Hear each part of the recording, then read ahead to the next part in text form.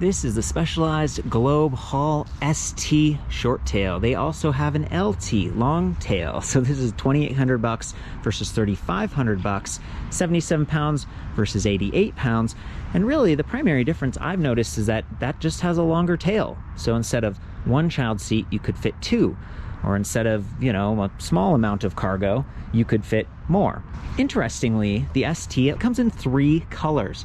So I really like this. Is sort of the lighter, more noticeable color, especially if you're using this to commute through town. You got a satin green and an obsidian satin, which to me is kind of black. The black looks pretty nice. It sort of blends in with these other components, like these beautiful plastic fenders. Look at how low that front fender goes. Specialized just does an excellent job. They've called those flex tender and this dry tech on their other models, like the Vado, in the past, and I love that they've carried that through here. These racks, everything, the battery casing, they're all black. So if you go with the black frame, it's gonna look a little cleaner, but again, this will show up a bit more, and safety is a big priority for me, especially if I'm using this to commute. Maybe I'm going to school or something like that. We are in Fort Collins, Colorado. This is CSU campus. Right across the street is InCycle, and Nick has helped me out there. They also have one on Harmony, and there's another one in Johnstown. Pretty cool to have a bike shop that close to campus, and I could see a lot of students enjoying this instead of a car. I love that the bike has integrated lights, really bright headlight, and there's actually a button up here that controls the brightness, and that is so cool. It should get fairly good range because it is a torque sensing pedal assist, and it has a hub motor, whereas most of the other Specialized models have a mid-drive. Mid-drives tend to be more efficient because as you shift gears, you're giving the motor a mechanical advantage. In this case, the motor is just basically set to the wheel size, and it's not going to be impacted. Interestingly, it starts out as a class 3 speed pedelec, meaning you can go up to 28 miles per hour, 45 kilometers per hour, and that's generally allowed on, kind of the paths next to streets. So again, great for commuting and stuff. But you can order an optional trigger throttle, which makes this sort of a class 2, meaning you wouldn't have to pedal, you just use that trigger throttle. And for a bike that has these wider tires and potentially loaded up with cargo, sometimes the throttle is nice, just helps you get started so you can focus on balancing instead of trying to pedal and balance at the same time. So coming back to, I mentioned the colors.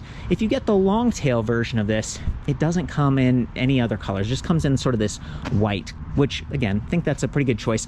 Neither one of these bikes fold in the middle. The handlebar doesn't swivel 90 degrees easily for easier storage. It doesn't go up on its tail like some of the other, kind of mid-tail, long tail, mainly short tail bikes that I've seen from companies like Tern. And I just mentioned that because I feel like that's a pretty good comparative sort of product. A couple of other things I noticed is that the motor controller, I believe that's what that is, it's right there at the bottom bracket. It's fairly exposed, even with that big fender. These bikes, because they have 20-inch wheels, you have a little bit less ground clearance, and I think Specialized noticed that, and that's why they put 160 millimeter cranks on this instead of the traditional 170s, because they don't want to have ground strikes. And yet the motor controller is right there, fairly low. It's not a super long bike, so I don't think you're going to get high centered. You've also got that double leg kickstand, and sometimes when I've reviewed bikes in the past, I'll be riding and I'll just clip those on a curb or a stump. So in terms of ground clearance, I don't have the long tail, but I wonder if it's even longer, and you've got some of those sensitive bits right there at the bottom. It has a 50-tooth chainring and a nice aluminum alloy guard. It's not a guide, but this should protect your pant leg or dress from touching. Also, it has a steel fork. Now, steel is good for vibration dampening, tends to be fairly heavy, very sturdy, but it can also rust if it gets scratched. I think it's cool in the sense that for strength, you can mount these optional like pannier racks, and I love how they interface with the headlight fixture and that front fender as well. It just feels very sturdy. It's just a little heavier and it could rust. I would keep an eye on that and maybe use touch-up paint or fingernail polish if you did notice that it was getting scratched. Also, there's no suspension here, not right here and not here at the seat post either. And this is telescoping 34.9 and 30.9. So you could add a suspension seat post right here. And I would think about that, because coming back to this wheel size, 20-inch diameter by 3.5-inch width, they've got that nice slick section in the middle, which reduces noise, it improves efficiency, and then you've got some traction, sort of the checkerboards on the side if you do go a little bit off-road. I really think this is mainly sort of like a get around the city sort of bike. Because they're a little bit wider, you've got some pneumatic, kind of almost suspension, a little bit of vibration dampening, a little bit more comfort. That width you know, I mentioned 3.5, which is fairly wide. It's almost plus size. That also makes these a little taller off of the rim, which lowers your attack angle. So when you're looking at folding bikes or compact bikes like this, and you have a high attack angle because of the smaller wheels, that takes away some of the comfort too. So what you're hearing me say is, I'm glad they went with fatter tires. Like that's the gist of it. It only comes in one size, but you've got the telescoping seat here, and then you've also got some adjustment here. This is a quill stem, so you can take this off and loosen that, and then you can slide this up a little bit. You'll notice that there's even some markings here, so you can set that up and dial it in. I like this BMX handlebar that they got going on here. They're fairly wide, and that seems good in terms of like mountain bikes and stuff. They tend to have wider handlebars, and it just makes turning a little slower. It gives you more power and control, and that's important if you're going off-road and there's like big rocks and stuff. It's very like smooth, right? And these huge grips, I think they're like 155 millimeters long. They're not locking or anything. They can kind of spin, and you'll see the smiley face has spun here a little bit. So to me, it's like, you know, I guess it works well enough. But the big question mark on my mind is, let's imagine you're taking this into your home or through a doorway. It's a lot easier to do when you have narrower handlebars.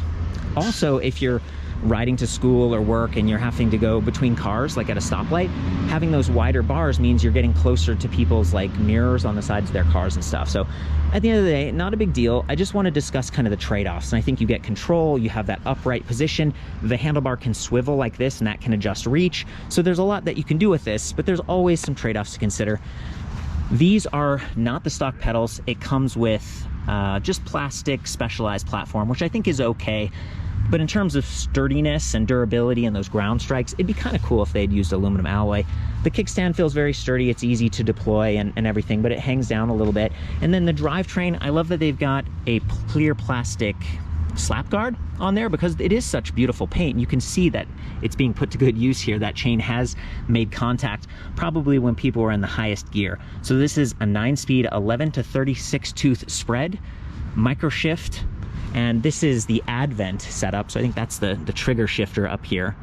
And you can do multi-shifts going high, and you have to pull on that high trigger. Okay, you can't push. And I mention that because a lot of times I want to use my thumb for shifting both directions. In this case, I have to use my index finger, but I'm also using my index fingers for braking. So it's a little bit overloaded. Micro shift, I feel like a lot of companies have switched to them in recent years because of supply chain constraints. I really like Shimano. SRAM's pretty good too. And micro shift is like, yeah, okay, you know, seems okay, I guess. I love this little flick bell. And we'll get into the display in a moment, which has a USB port built right in. I love that. But let's go to the brakes. So these are Tektro Volans, or, you know, I'm not as familiar, but I know Tektro as a company. So this particular model was new to me. Sort of 3-finger. They do have adjustable reach right there. There's a set screw so you can bring them in or let them out depending on your hand size. Since this is a bike that's sort of one size fits all, it's nice that those are adjustable. And then check this out. These Tektro brakes, they have huge 203 millimeter rotors. Totally overkill in my opinion, because you've already got a smaller wheel. So you're getting a huge mechanical advantage. I'm sure you can lock these up. They even have quad piston calipers. So right there in the front and rear, 203s in the front and rear. Interesting. Some of the trade-offs is that because the rotor is bigger, if you park this at a bike rack and it's one that has metal bars, you can bump that rotor and bend it. And then you're gonna get this zinging sound. You don't wanna touch that and get the oils from your finger on there. It can make it squeak. And I suppose what they were thinking is like, wow, this is a heavy duty cargo bike. It's got 419 pound max load. We need big, strong brakes. But the thing is, that's the total load, including your body weight, and I believe the bike weight. This is 77 pounds. So really, you're starting out with a 350 pound load minus your body weight. I weigh like 140. So you start to do the math and you're like, okay, it's not super, it's not like much different than other cargo bikes, and yet the brakes are huge. So to me, it's like a 180s probably would have been fine. I don't mean to gripe too much, but to me it was almost like overkill. As I said, smaller wheels, they tend to be sturdier as well. They don't go out of true as easily. The spoke length is small. These are 36 hole. We've got double walled aluminum alloy rims right here, black. I love that they match. These optional pannier hangers on the sides. In the rear, I took this one off so you could see the motor down there. This is a 700 watt planetary geared hub motor. They don't give a torque rating in Newton meters. I have no idea, but it almost looks like a fat bike, like type of hub motor. It's a little bit wider than some of the other ones I see. I love that in this case, the frame actually protects the derailleur. So if you're passing something, like might have been the case here, like bushes or a door, hopefully the frame just keeps that derailleur from getting bumped out of place. That's the delicate, sensitive thing, and always thinking about, you know, just how to protect it. We do still have a wire that's exposed. And if we come over to the other side, you can see the power cable entering down here, and it tucks between the frame and the disc brake rotor. So I think it's actually pretty well protected, and we have a quick disconnect point right here. In the past, I've seen these motor power cables just come right in through the axle, a lot of times right here where the derailleur is. And that's, again, it's just like this shifter cable, it's a little bit more exposed. So I'm glad that Specialized, they were thoughtful about that. It's a lot easier to repair a shifter cable than it is a motor power cable, okay? I might as well take off this pannier too, kind of clip like that. Comes right off. I love that they have reflective accents, and I think many other panniers would work with this, but of course they got the branded ones. And I should mention, this is MIK, mounting is key, and there's this little key thing that sort of locks and unlocks like racks and baskets and stuff, and it's rated up to 40 kilograms, which is pretty high. A lot of times I'll just see 25 kilograms, which is like 55 pounds. So this is above average, and I like how they've separated actually from the pannier hangers on the side, so they aren't colliding, and you're not getting to, you can actually still get to your clips and everything like we just did a second ago. Here's the rear fender, there's the brake setup, the disc brake, everything, you know, works pretty well. It looks pretty clean. 100 millimeters here on that bottom bracket, which is decent. And then here's the battery. Unfortunately, I don't have the key. I can't take it off. I can't weigh it. I suspect this is like a 9 or 10 pound battery, 48 volt, 772 watt hours. And I saw some range tests online, and it looks like between 35 and 55 miles per charge, depending on the level of assist that you choose. There are 5 levels of assist, and we'll get into that in just a moment. I also want to compliment the saddle. Specialized body geometry is really nice. I personally have a Specialized regular bike, like a full suspension mountain bike, and I just love the saddle. So in this case also, it's a little bit more comfort oriented, wide, but it feels great. Down here we have quick release for adjusting your seat post height, but there are no other quick release systems here. We just have like a bolt and a threaded axle in the front, and same in the rear, and you're gonna have to spend some extra time because it is a hub motor and there is electronics and stuff here. But look at that, they have a big torque arm right here, and that's because this is a hub motor, probably fairly high torque, and that way they're not chewing into this custom aluminum alloy frame. That extra arm, which may be steel, just gives it a little bit more strength because it's pushing against the frame to move the bike. Great job, Specialized. This is the battery charger. It says 48 volts, and if you look at the back, it's 3 amps, so that's above average. This is a little bit heavier. It's a couple pounds versus 1.5 pounds, but it feels solid. There aren't any fan vents or anything like that. It feels like it's going to resist water a little bit better. By the way, this is UL certified, which is kind of unique. And then a lot of the electronics are also IP rated against dust and water, which is cool. The charging port for the battery is right here. We have sort of a proprietary looking plug right here, sort of a circle with 4 pins, and that's a little bit close to the crank arm right here. It gets pretty close, but the thing is you can't actually cycle the crank arm all the way backwards because you have pedal lock right here with the kickstand. So I don't feel it's gonna get sheared off or unplugged as easily as some other e-bikes, but it's still sort of low, and I have to come over here and like bend down to get to it.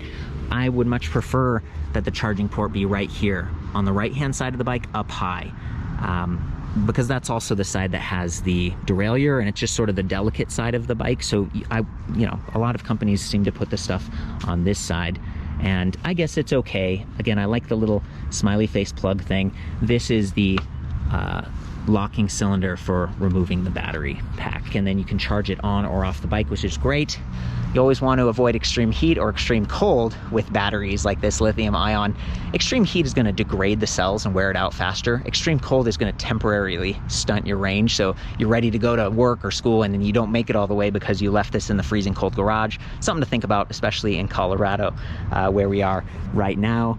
But it's nice that you can take that off. Interestingly, they have an optional smartphone app that allows you to secure the bike. So we're talking about security and locking that. Of course, you want to take a chain lock or something and lock through the frame. The wheels aren't going to get taken. The seat post, you know, someone could take that off quick release. So a lot of times there's a little miniature cable thing and you can tie it in when you're locking the bike. But you can also just physically lock it down so someone can't activate the bike because you're using the app. And the app gives you precise battery percentage versus sort of a bar thing that we'll show you in a minute. It's pretty cool, and some speed readouts. And I just love that if you mounted it here with an optional, you know, mount like this SRAM one that we have, you could plug in and actually charge off of that 772 watt-hour battery. It's a full-size USB Type A charging port built right in, right where you want it, up high. Great job, Specialized. Great job. And again, I should just say this is Specialized, but it's like they have this new product line called Globe. It's actually not new. It dates back to 1994, and they had these sort of more affordable direct-to-consumer kind of a, you know, city and cruising type of bikes, whereas Specialized is more known for high-end mountain bikes and super fancy road bikes. So again, I think they're going for a price point and more sort of a casual rider with this and the whole Globe brand. But at first I was really confused. I was like, is this a new brand that Specialized is launching? Sort of like Trek has Electra and Giant has Momentum. Well, Specialized has Globe. As we get up to the display, I want to compliment Specialized. A lot of times, you know, you'll have a frame just like this with no bottle cage bosses, in part because there's a battery right here. And maybe they're thinking, oh, this is a mid-step. People are going to stand over the frame and we don't want to crowd that space or hurt them if they jump off into the bottle. So I get that. That kind of makes sense, and it's beautiful looking, but they didn't forget about hydration, and they actually have two bottle cage mounts, one on either side of that steer tube, and it's a very long, tall one, as you can see. And I like that they mounted the bottle cage position pretty low, so even if you have like a double high bottle, it's not going to collide with the handlebar and impact your steering. There's the Globe brand again, kind of fun, and they've got these nice cages. Specialized sort of has the Z cages where you can do the side entry. It's fairly expensive, you know, to buy all these racks and everything, but it's just neat to see everything together and to realize how thoughtful this was. You could always use a folding lock here or a mini pump and one bottle. Tons of options. And while we're up here, max load on the front rack, 20 kilograms, something around 40 pounds. That's pretty good. And there's even this like track system. I just feel like, you know, very thoughtfully done. They always do a good job, and again are one of the companies I really appreciate. So here we are with the little display. This is grayscale. To turn it on, it's a little tricky. You got to get into that little button right here with the O on it, and it's not super clicky. You just push and you kind of hope for the best. It's starting in assist level 1 right there. I think that's how it works each time. We've got miles per hour, so that's your current speed, odometer, and if I press that little, you know, dot button again, it's going to go from odometer to distance, which is like trip distance, and then range. Range is pretty cool to see for a bike that's not super precise. Like this is like a 3-bar battery infographic. That's very, you know, you just kind of guessing at that point. Once you get down to that last bar, you know, do you have 10 miles or 1 mile? And that's where the app comes in so handy. Again, iOS and Android gives you precise battery percentage, but the range is fairly good too. You know, it's going to give you some idea.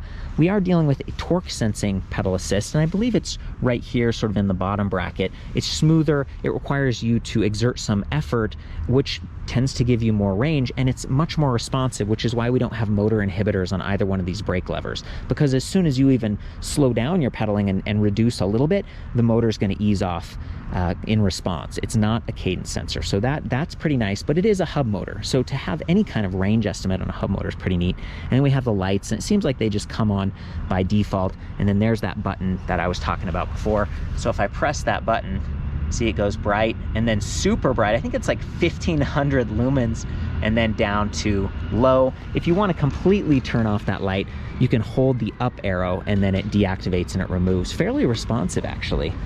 Yeah, and it does the front and rear. So I'm going to turn the lights back on. There's the rear. And when I'm cycling through the brightness, it doesn't impact the rear light at all. It's only the headlight. So that's worth knowing. And sometimes, you know, you hold the down arrow and you get walk mode like this. And that could be useful, especially if you're all loaded up. Maybe you have the passenger pack and there's a little handle right here and your kid's on it, but you're in a park and it's not appropriate, or maybe it's just too unstable to ride. 77 pounds, this bike is going to push itself. I love that they kept walk mode in there, And I just think that the display is well done. I was trying to get to some sort of settings menu before, and I wasn't able to. Oh, nope, that just turned it off. The reason I wanted to do that is because then you could change from miles per hour to kilometers per hour if you wanted. So if you know that, if you have that tip, maybe you own this bike, leave a comment and help people out. Otherwise, that's kind of it. That's the display. We've gone over everything else on the bike. I think I'm gonna push it forward a little bit here and take a little ride. I don't have the trigger throttle, unfortunately. That'd be kind of fun to test. But again, depending on your environment, you're sort of blurring the line between the classes. So here we go. I'm in assist level 1, and it's not giving me a ton of help at this point. So I'm gonna arrow up. There's 3. Okay, very nice. And I'm not pedaling very hard at this point, so I'm not getting a ton of motor assistance. And for me, that makes me feel more secure. There we go. Again, no suspension, so I'm kind of having to stand up a little bit and hoping for the best with those tires. Take it all the way up to 5 here. Trying to do no hands. With these wider tires, it's going to give you some stability, but it's still the smaller wheel diameter, right? And that's always going to be a little bit more tippy. Oh boy.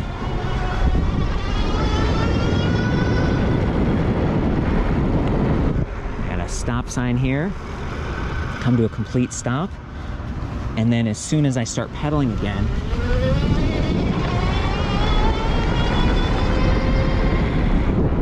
it's a little zippy, like most hub motors.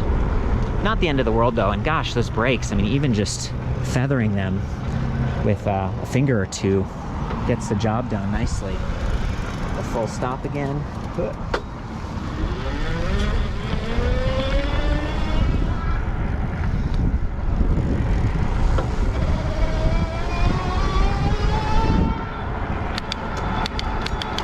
Very smooth shifting.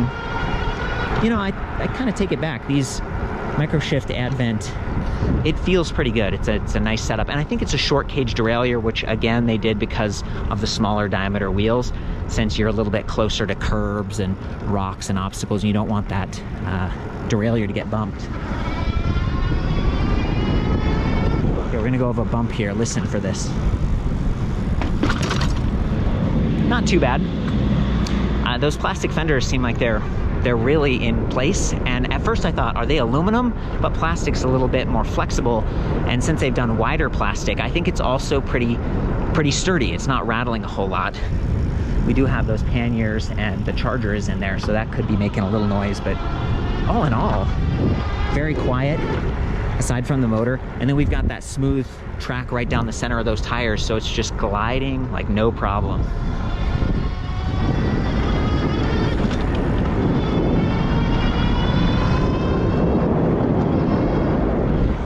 Very immediate on the start and stop for pedal assist, all because of that torque sensors. Fairly upright body position too right now. I'm about 5'9", and I'm getting good reach here, full leg extension, because of that telescoping seat post setup that they've got. It's very comfortable. And again, I could swivel this handlebar forward to increase my reach a little bit if I wanted to.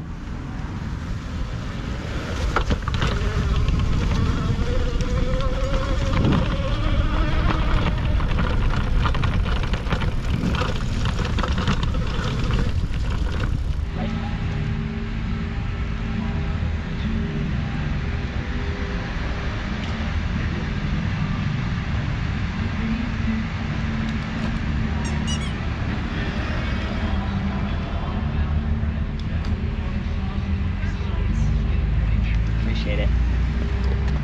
Pretty good, guys. Big thanks to InCycle. As usual, this is a free review. Specialized just mentioned that they had this new bike, and then I coordinated with the shop to try it out. If you found this video helpful, please like, subscribe, and consider sharing it with a friend. And check out my website, ElectricBikeReview.com. There's an awesome category and filter tool set that will help you navigate thousands of electric bikes to find the right one for your lifestyle and budget. You can post comments, connect in the forums, and discover local shops so you can go in for a test ride and get your bike set up just the way you want it. I've been running EBR since 2012, providing the best data and limiting the ads. Have fun out there, ride safe, and we'll see you next time.